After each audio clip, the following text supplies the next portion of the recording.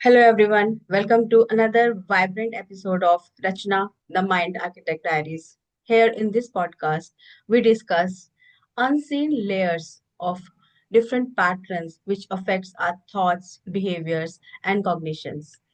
Today, we have with us Afsana Sheikh, who is from Mumbai, and she is a business consultant by profession with over 10 years of expertise. First of all, I want to thank Afsana for joining us today on this podcast. Afsana, thank you so much for joining with us today. And Thank you, Rachna. Thank you for having me on your podcast, and I appreciate it. Thank you so much. thank you. So, Afsana, now from your own words, I want you to share with our audience what do you do and how was your journey?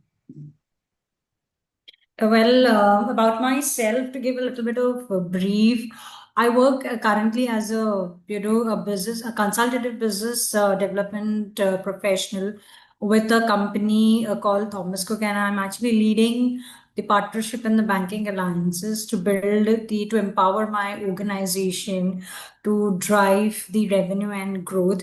So my journey being into the payment solution was for like 10 years.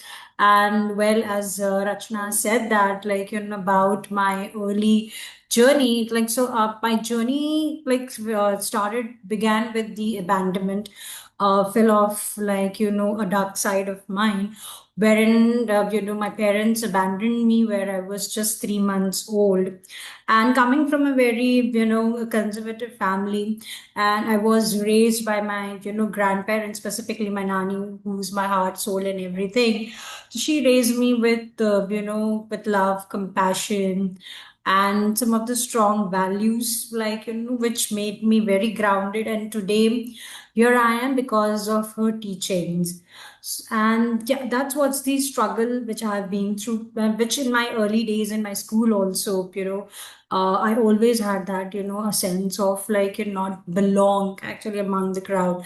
And I've been bullied by my schoolmates also, and always been there in the search for, rescuing my own self, getting the love and, attachment. So yeah, so the journey was not that it was very bumpy, right? But yes, today as a, I'm blessed and I express gratitude to God. But today I am standing as a very strong woman. Afsana, it's like it's so good and inspiring to hear it from you, especially when I love that when people open up with their honest or conversations because it actually inspire others as well, isn't it? And it's not that Absolutely. easy. We need a lot of courage to say and speak out loud that what we have gone through in our life, especially in the early years, Hmm. which the years where our personality is shaped, everything is Hmm. molded. And Right. if in the initial stages, in the beginning years, if it is disturbed for any reason, it actually affects not just our personality but also our perspective to look at the things, to look at our lives. And life becomes a challenging from the beginning itself. Instead of the early later years Right. in 20s or 30s, it becomes challenging from then itself. So, Afsana, my next question to you is that what inspired you to be into this business consulting? Well, that's a very really great question. Yeah, because becoming a business consultant was never a choice of mine, because I always aspired being, I was a very nerdy child in my childhood. So I always aspired to become a doctor, where I was ambitiously studying the science and the maths. But there was a turn in my life where the God decided my destiny not to be, becoming a doctor, but to join this vertical. So when I started my career in sales, I saw that, when I started interacting with the people actually need, not the product to be sold to them, but there are below that there is a deeper level. When a business interacts with the business, they want someone to come up to understand, their problems and the challenges, in order to, how they can increase their revenue and the growth and increase the market share. So, seeing that gap, and, I realized it, no, because I can't be just a salesy person. I have to go much deeper level. And my previous experiences of my childhood made me, go much deeper level and not working on the surface level. So I started asking the questions to the executives, the founders, and try to understand and, give them the solution for the problem they come up, and the framework, like, which they like, because businesses today, like the framework and strategies. And that's how, like, the my grounded and rootness gave me, to go into this field. Great, great. And the field you are in, actually, it is very lucrative. And I also love that because payment solutions and strategic growth is something each and every business need. One thing. And secondly, not Absolutely. everyone understand it. The way you have explained it, Absolutely. the way you have explained it, it shows your expertise in the field that yes, you are grounded with this, with your profession. You're enjoying it, you're loving it, and you're dedicated and Absolutely. committed to give the results to your clients as well. So Absolutely. it's really heartening to listen to you. Asana, my Thank next you. question to you is, was there a moment when you felt a strong inner shift that led you to take ownership of your life and career? Anything you have ever felt in your life? uh,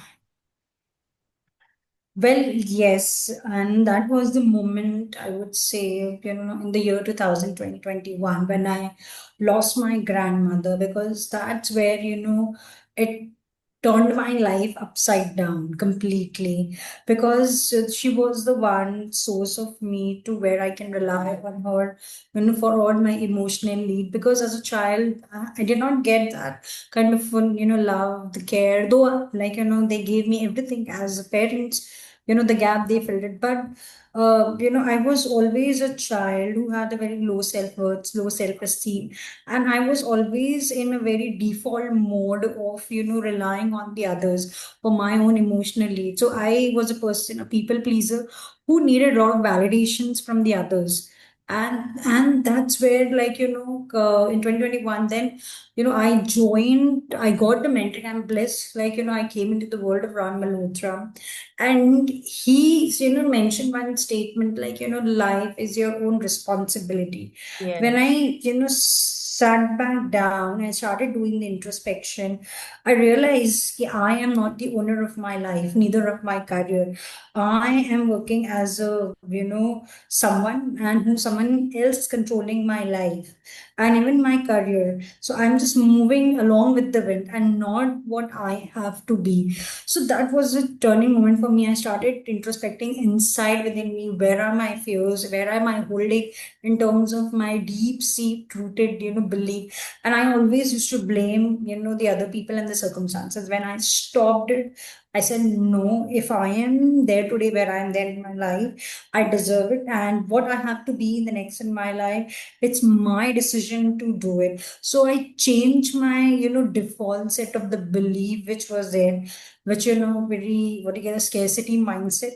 And I shifted that scarcity to the abundant mindset, that no, I can achieve it, and this is my life, and I'm CEO of my life, and I can turn through it at any point. That's how I, today, where I'm in my career and my life, I'm, progressing lately, and I am the on the go wheel of it, constantly learning, improving, and, upskilling myself, meeting a lot of people, understanding their journey, their struggles, and what are the challenges they are facing in day-to-day life, from the business and to the, sometimes it requires to go a little bit of personal, but yes, with the keeping the mindset, having boundaries, where I neglected it previously, where people used to just, go all over my face.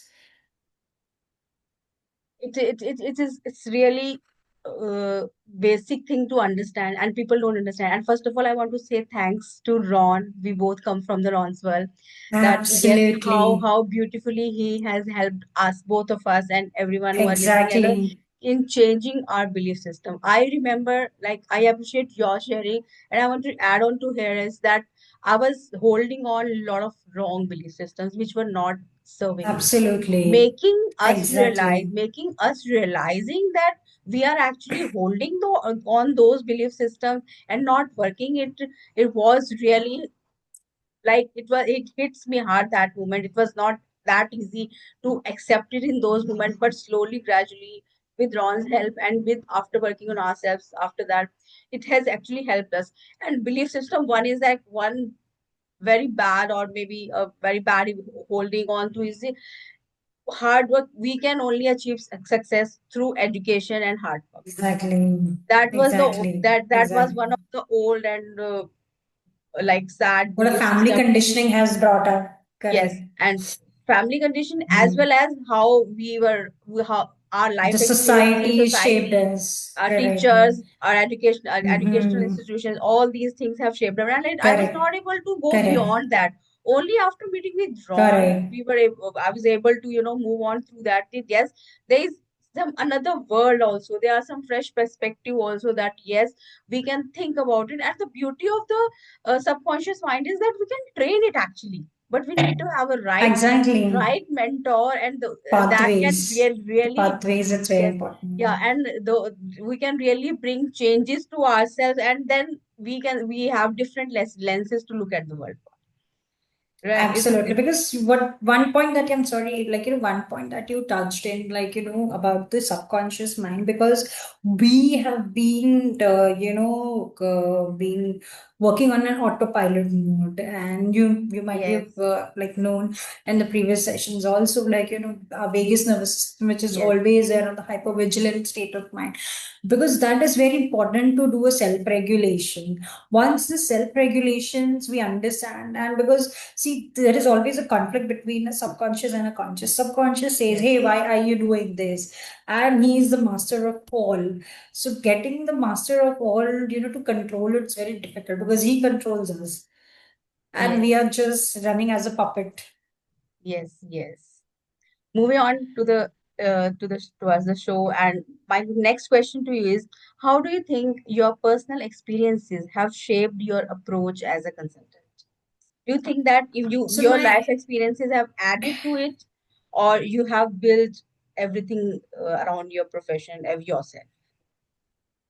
So actually, there is, a dichotomy, and this I would like to add it. So one part which is there, yes, I would say, the 10% of my, the childhood experiences have shaped me because the early, abandonment and the fear of like, not interacting with the people. Because as I said, like, I was very introvert. And today when you see me, I can talk to you in a very comfortable mode, and I used to like shy like from the people how to interact. I didn't even like have a friends also.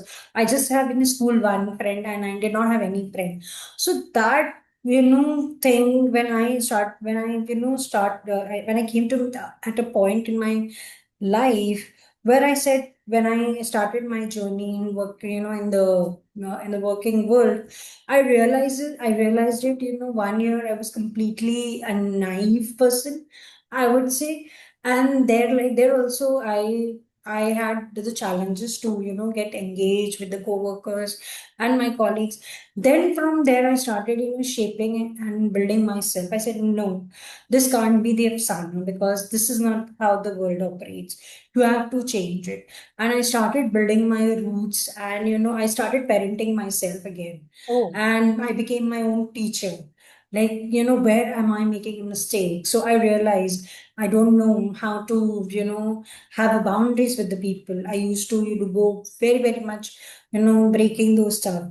Then I said, no, let's come back and work around your boundaries. The second thing, what I learned, in the today in my, world is if you are going into consulting, consulting is like a, you're a doctor. You have to diagnose the problem of your, clients. So for that, you need to first be open to have the engagement and try to understand what's the a deep seat rooted stuff. So I upskilled myself and learning the NLP, which is neuro linguistic programming.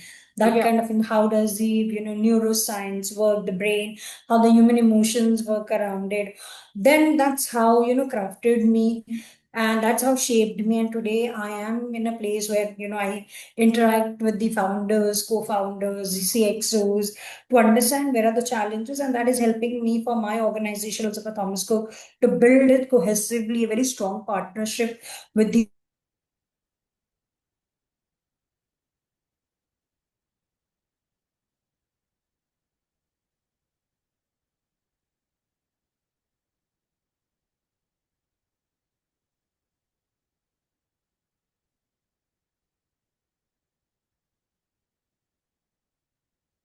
CEOs.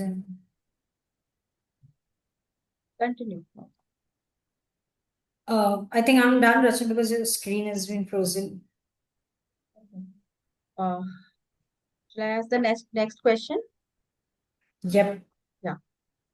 So, Afsana, if someone is listening today and feel trapped in a Hmm. toxic relationship, what's that one truth you want them to hold on? I would say that if someone is there in a toxic relationship, the one truth that they have to hold it first, to have the what do you call, the consciousness of acceptance. Because from my own personal experiences, I've been through, like being with the narcissist parents, and they detaching it, and then after that, in my early 20s, when I entered into a relationship, and I started dating a man, even that was the again a toxic relationship. So the first and foremost, you have to sit down, and I would say, before you're entering into any of the relationship, or you're there in the toxic relationship, first you introspect about yourself, where is your energy is going in, because you attract what is there inside you. So you have to first work, you have to heal yourself, and do Yes. not blame others, like, that they are responsible. Because with my own life example, I would say, I was dating a man for 7 years.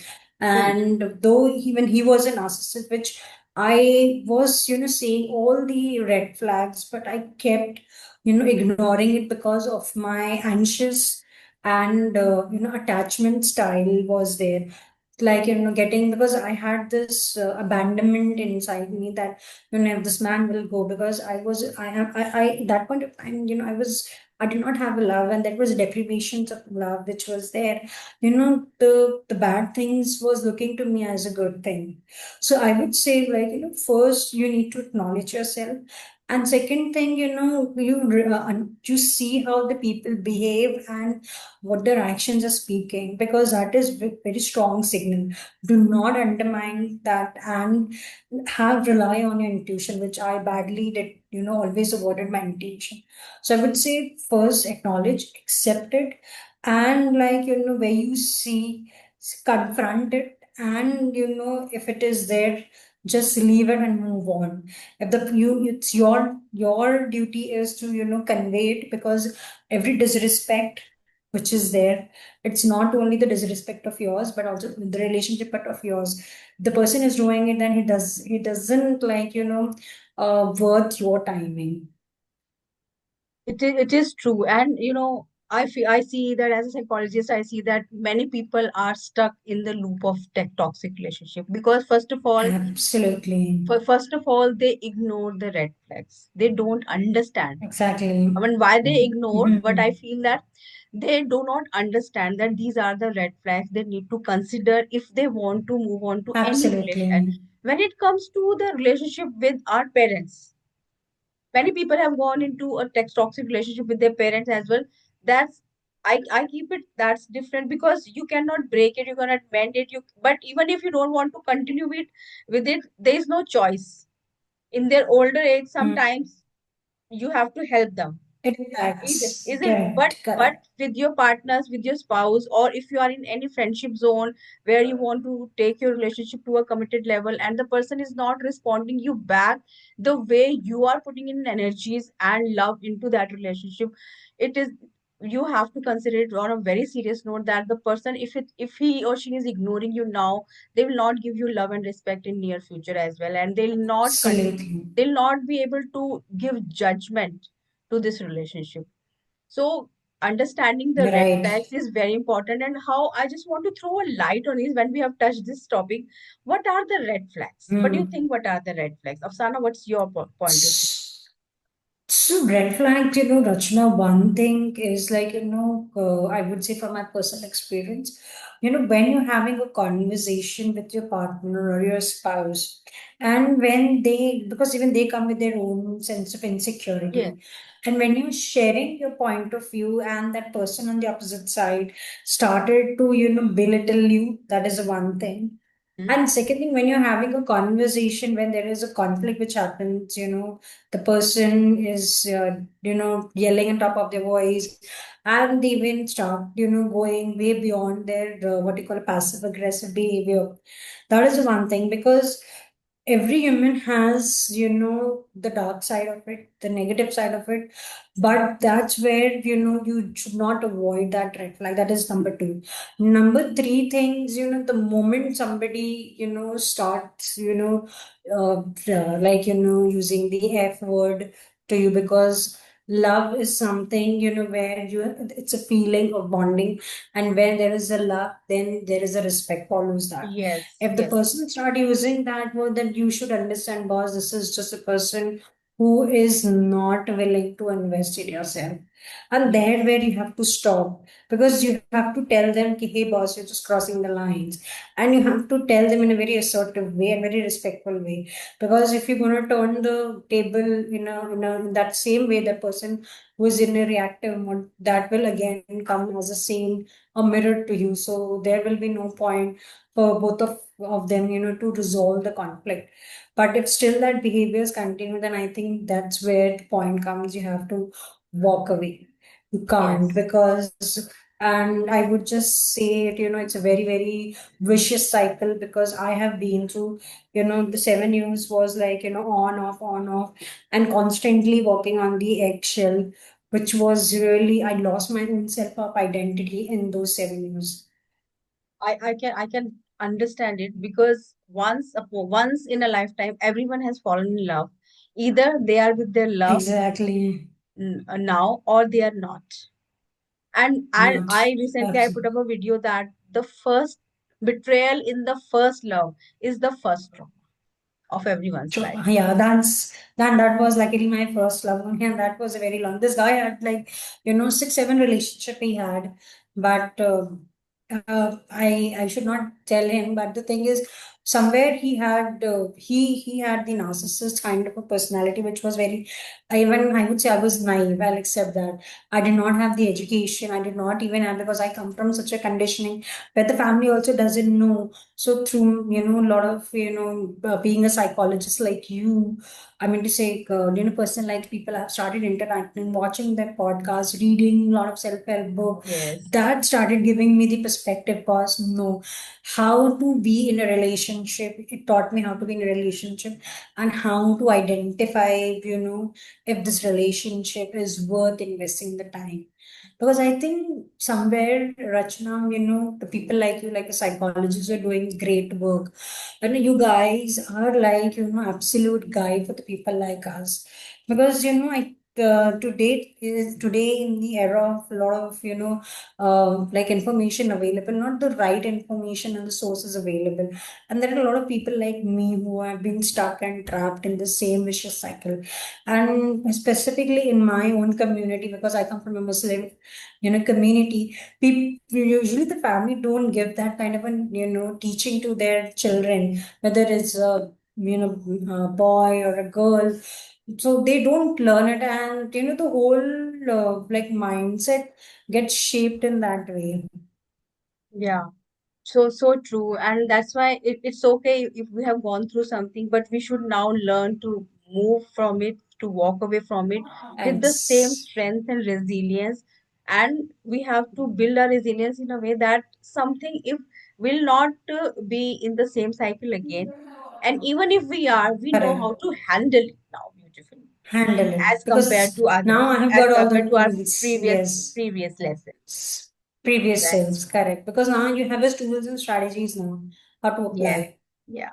So, Afsana, my today's last question to you is what message would you like to share with young professionals who are still finding their voice, who want to do something, the voice is echoing. What's that voice?